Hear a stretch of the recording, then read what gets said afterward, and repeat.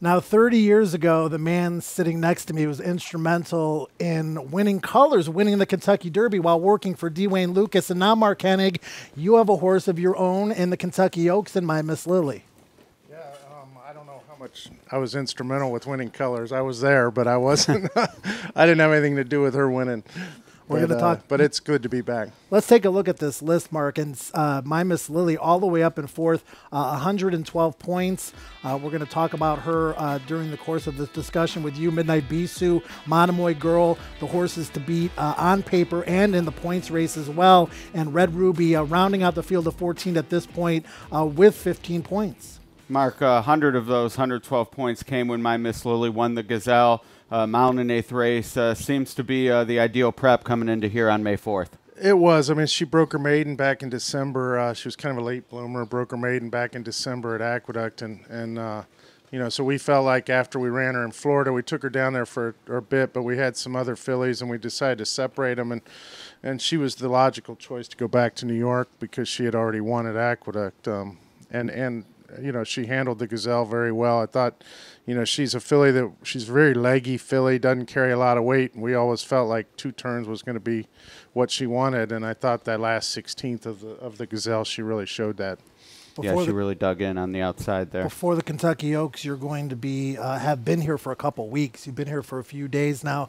Tell us a little bit about how My Miss Lilly is settled into the environment here under the Twin Spires. She's doing well. I mean, she's a tappet. She's got a little bit of that nervous energy around the stall, but she's settled in really well. The first day she trained, I thought she was a little anxious after training. Yesterday she was very relaxed when I was holding her for the bath. So, I'm encouraged. She's doing well. She's eating everything, which is wonderful to see. And we're going to walk through the paddock this morning, gallop today, finally get a little drier surface, and then hopefully breeze tomorrow. Yeah, that was actually my next question is the plan heading into the Oaks. She has that 9 furlong work. Other than Rhea, the only filly that's actually gone 9 furlongs or beyond the distance of the Oaks. Does that change how you prepare? If she had, say, run in the Gulfstream race, it was a mile and a 16th, would there be a difference coming into here, but she's already had a race at that extra half furlong? Well, a little bit. Also the timing. She ran, basically she's coming back in a little less than a month. And, she's had the races. She ran in early February, early March, early April. This is the 4th race. And, she's a filly, like I said, she's not a big, heavy filly like a Winning Colors. It was more of the stature of a colt. This filly's leggy and got some height to her, but she's not a real heavy horse that needs a lot of training. So I think the main thing is just keep her fresh and get her over there safely.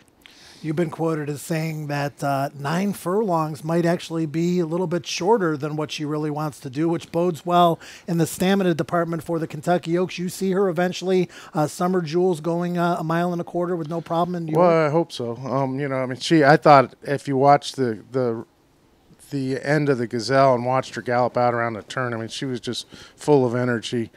And she bounced out of that race really well. So I think she's more comfortable. I've seen her respond better to the 2-turn race than she did to sprinting, just in the way she came out of the race, because it's just easier on her. It's more along the lines of what she wants to do.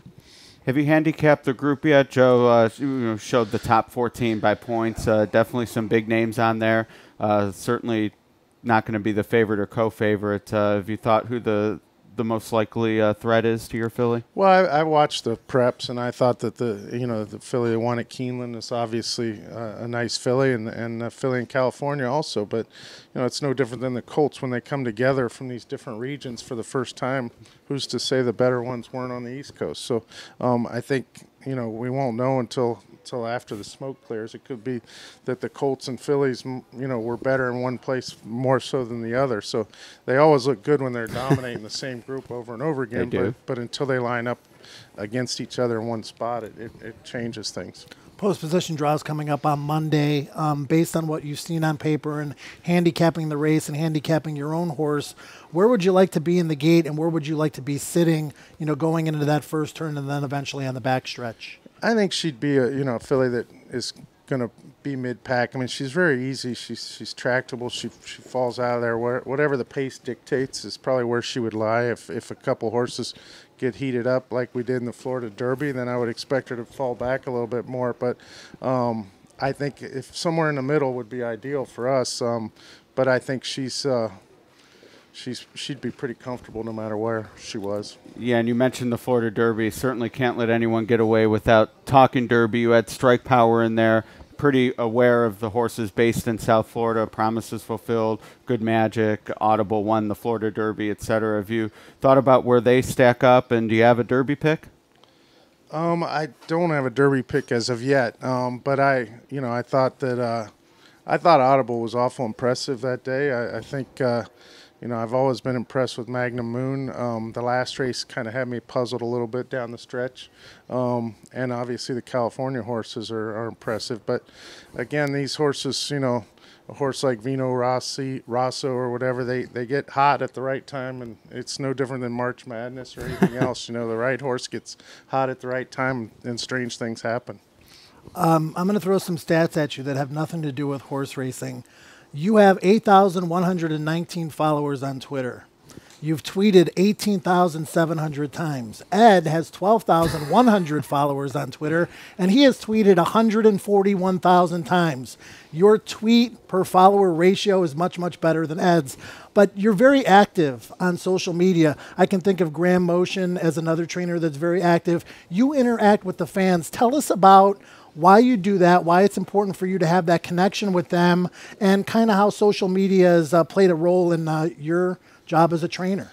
Well, I'm the one that got Graham involved in it, honestly. And the main reason I started was because I have kids, and we were tracking the kids and seeing what they were up to, and that was the hot, that was prior to Snapchat and Instagram and all those things. So Twitter was the first thing they got into, and it gave us a chance to keep an eye on what they were doing until they blocked us. Now, will you leave your notifications on before the Oaks? If she wins, it might blow up your phone. Well, I mean, I've had that.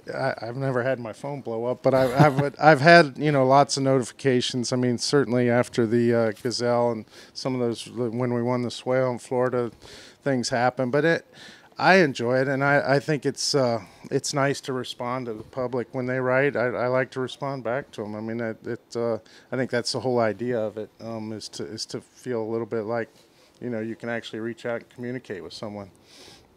Yeah, absolutely. I enjoy it, and I'll use that as my excuse. I love responding to people. That's how I've ended up with so many tweets. We'll go with that. You've probably been at it longer, too. That's true. Yeah, it's about 11 years. But it is a lot of fun on social media, which is good to remind people out there that they can ask us questions. So put them online, and they'll get them to us, and we'll get to them later. Mark, you started 2 horses in the Kentucky Oaks before.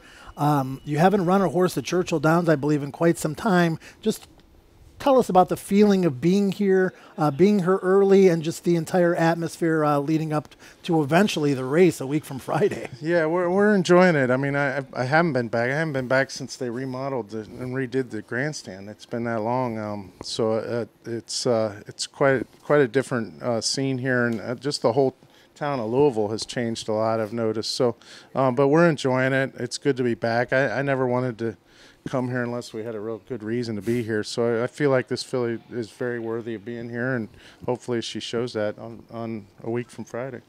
Well, Mark, we thank you for taking time out of your day. I know you're going to go back to the barn, get My Miss Lilly ready to head out onto the racetrack. Best of luck with their training today and all the way up until the Oaks, and clean trip, and may the best possible result happen for you. Thank you very much. You guys are doing a great job. Thanks, Mark. Go Bucks. All right, go Bucks.